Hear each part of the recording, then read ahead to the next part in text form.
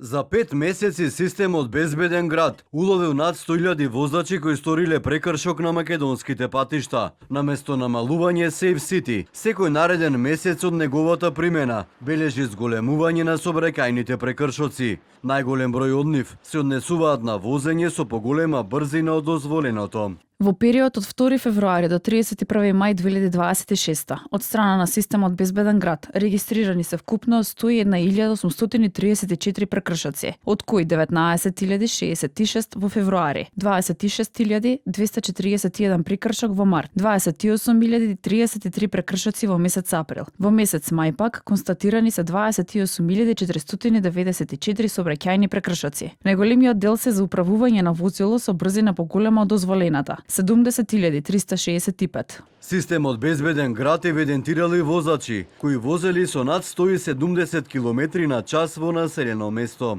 За изминативе 5 месеци, системот Безбеден град има евидентирано најголем број на прекршоци, односно над 50% на територијата на град Скопје, додека пак во општина Тетово има евидентирано најмал број на прекршоци. Од Министерството за внатрешни работи велат дека системот Безбеден град толерирал 412.000 возачи, кои што возеле со поголема брзина од дозволеното. Возачите со поделени мислења, системот помогнал за воведување на ред во сообраќајот, но бараат решенија за подобар сообраќаен проток. Прошират улиците кои што се тесни и да се намали бројот на товарни возила во градот. Одличен е. Подобар не може да биде. Гледаш, споро малце оди, ама сигурно е. Има некаде вака некои места ленти закочено што треба да средат тие работи. Уште повеќе згустна. Ти овој треба 50 или 40 да вози, он 20. Сообраќајните експерти пак велат дека за поголем ред во сообраќајот не можеме да се потпреме само на системот Безбеден град. На патиштата недостасува присуство на полицијата, а неопходни се повеќе инвестиции во сообраќајната инфраструктура. Потребни инфраструктурни зафати, обезбедување на булеварите како канали за сообраќај, денивелација на пешачките премини секаде по булеварите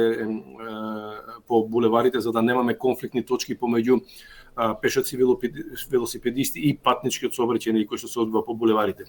На тој начин ќе може да се постигне поголемо ниво на безбедност, што ќе резултира и со дозволување на движење со поголема брзина на таквите булеварски коридори низ градот. Од МВР велат дека нивни екипи се на терен. Последниот месец полициските екипи издале 16.885 платни налози, а одземени биле 238 возила.